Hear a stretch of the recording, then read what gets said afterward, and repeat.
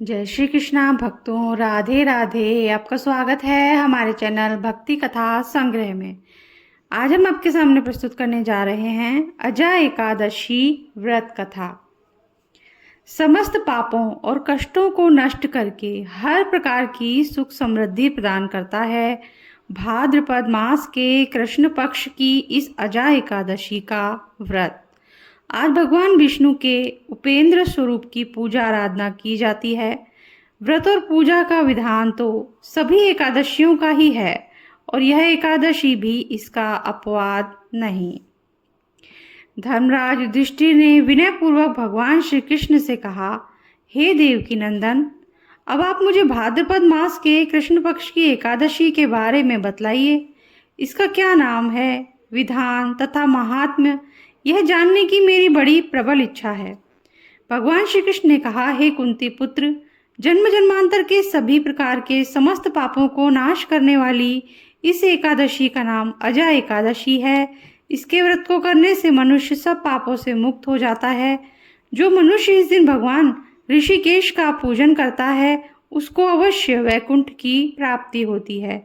अब मैं इसकी कथा कहता हूँ, आप ध्यान पूर्वक सुनिए।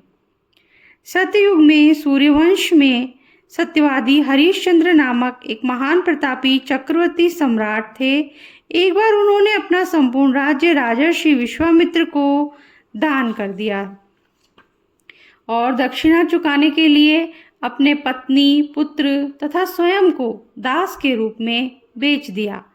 राजा शमशान में चांडाल का दास बनकर सत्य को धारण करता हुआ मृतकों का वस्त्र ग्रहण करता रहा, मगर किसी प्रकार भी सत्य से विचलित नहीं हुआ। कई बार राजा चिंता के समुद्र में डूबकर अपने मन में विचार करने लगता कि मैं कहाँ जाऊं, क्या करूं जिससे मेरा उद्धार हो। इस प्रकार राजा को कई वर्ष बीत गए। एक दिन राजा इसी चिंता में बैठा हुआ था कि गौतम ऋषि आ गए। राजा ने उनको प्रणाम किया और अपनी दुख भरी गाथा उनको सुनाई। राजा की बातें सुनकर गौतम ऋषि ने कहा, हे राजन, आज से 7 रोज बाद भाद्रपद मास के कृष्ण पक्ष की अजा नाम की एकादशी आएगी। तुम विधि पूर्वक उसका व्रत करो। इस व्रत के पुण्य के प्रभाव से तुम्हारे समस्त पाप नष्ट हो जाएंगे। राजा ने गौतम ऋषि के कहे अनुसार एकादशी आने पर विधि पूर्वक व्रत और जागरण किया। उस व्रत के प्रभाव से राजा के समस्त पाप नष्ट हो गए। आकाश में बाजे बजने लगे और पुष्पों की वर्षा होने लगी। ब्रह्मा, विष्णु, शिव तथा इंद्रादि देवता भी उसके सामने आकर उपस्थित हो गए।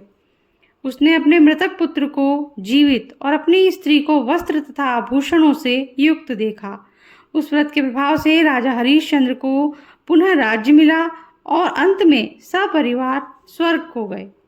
अंत में भगवान कृष्ण ने कहा, हे युधिष्ठिर, यह सब अजा एकादशी के प्रभाव से ही हुआ था। जो मनुष्य विधि पूर्वक इस व्रत को करता है और रात्रि जागरण करता है, उसके समस्त पाप नष्ट होकर अंत समय में स्वर्ग को प्राप्त होता है। इस एकादशी की कथा के श्रवण मात्र से ही अश्वमेध यज्ञ का फल भी मिलता है। तो इसी के साथ आज की छोटी सी कथा हम यहीं समाप्त करते हैं। अगर आपको अच्छी लगी हो तो लाइक ज़रूर कर दीजिएगा। चैनल को सब्सक्राइब नहीं किया है तो सब्सक्राइब कर दीजिए, बेल आइकन प्रेस कर दीजिए और वीडियो को शेयर कीजिए। Thank you. जय श्री कृष्णा।